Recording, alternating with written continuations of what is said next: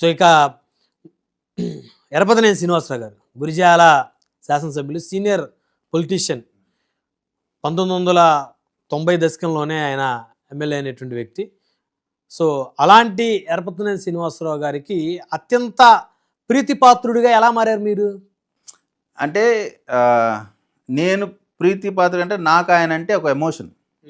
ఎరపతినేని గారు మీకు తెలుసు 7వసారి కంటెస్ట్ చేయటం. ఇప్పుడున్న రాజకీయాల్లో ఒక్కసారికి వస్తే రెండోసారి ఎవడు కనపడే పరిస్థితి లేరు.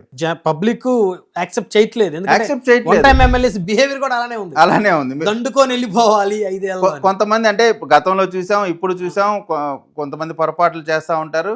7 సార్లు అంటే 35 సంవత్సరాలుగా ఒక నియోజకవర్గంలో ప్రజల్లో చెరగని ముద్ర వేసుకొని గెలుపు ఓటములతో సంబంధం లేకుండా ఈ రోజు కూడా ఎర్రపతినేని అనే పేరు చెబితే పల్నాడు ప్రాంతంలో నా కుటుంబ సభ్యుడు, నా అన్న, నా తమ్ముడు, నా ఇంటి పెద్ద, నా స్నేహితుడు, నా మనవడు, నా కొడుకు అనుకునే అంత బాండింగ్ ప్రతి కుటుంబంలో కులాలకి, మతాలకి, పార్టీలకు అతీతంగా ఎరపతినేని గారి చేసినంటే కార్యకర్తలని, ప్రజల్ని ఆయన కాపాడుకున్నటువంటి విధానం.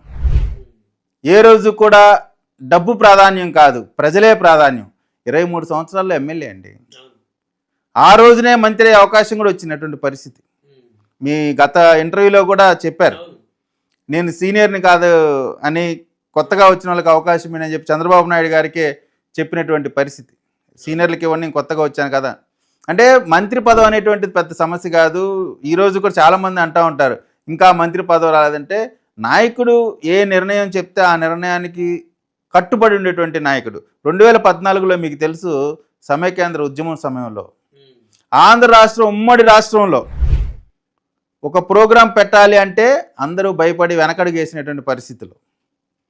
అది భయం అందామా లేదా ఎందుకులే అనుకున్నారా, నేను అందరినీ తక్కువ చేసి కూడా మాట్లాడలేదు, ఎందుకు ఏదన్నా కానీ ఈ రాష్ట్రంలో మొదటగా ముందుకొచ్చి నేను చేస్తా ప్రోగ్రాం, నా నియోజకవర్గం నుంచి మొదలు పెడుతుంటే ఆ మొదలు పెడతాం ముఖ్యమంత్రి స్థానంకి వెళ్ళారు. అప్పటికే 10 సంవత్సరాల అధికారం లేక తెలుగుదేశం పార్టీ. సో అటువంటి గట్స్ ఉన్న నాయకుడు, ప్రజల నాయకుడు, ప్రజల కష్టాలు తెలిసినటువంటి నాయకుడు, అటువంటి నాయకుడు ఫాలోవర్ని నేను. అదే చాలా గౌరవం. రాజకీయాల్లో నమ్మకమే పెట్టుబడి. అటువంటి నమ్మకాన్ని పొందటం ఒక రాజకీయ నాయకుడు అచీవ్మెంట్. ఇప్పుడు మీ గాడ్ ఫాదర్ ఎవరంటే ఏం చెప్తారు? మా గాడ్ ఫాదరు అంటే తెలుగుదేశం పార్టీ చంద్రబాబు నాయుడు గారు. తర్వాత నా అభిమాన నాయకుడు ఎవరు అంటే ఎరపతినేని శ్రీనివాస్ గారు. అంటే ఆయన కూడా మీ మీద ఈ విధమైనటువంటి అభిమానం, ఆప్యాయత ఉందా సార్? ఇప్పుడు అభిమానం అనేటువంటిది ఎప్పుడు చూస్తాం? మనం కష్టంలో ఉన్నప్పుడు మనకు చేయి పట్టుకొని ముందుకు తీసుకెళ్ళాడు. నాకు ఎప్పుడు కష్టం వచ్చినా నాకు సహాయం చేసినటువంటి నాయకుడు. అది అధికారంలో ఉండని లేకపోండి, ఇంకంతకంటే నిదర్శనం ఏం కావాలా? సో 100% నేను ఆయన దగ్గర ఒక కార్యకర్త, నేనేదో ఆయనకి మొత్తం నేను కాదు, ఆయన అభిమానిని నేను. ఆయన అంటే ఒక ఎమోషన్. నాకు రాజకీయమా తెలుగుదేశమా అనేటువంటిది నెక్స్ట్. ఎరపతినేని ఒక పర్సనాలిటీగా, ఒక వ్యక్తిగా నేను అభిమానిస్తాను.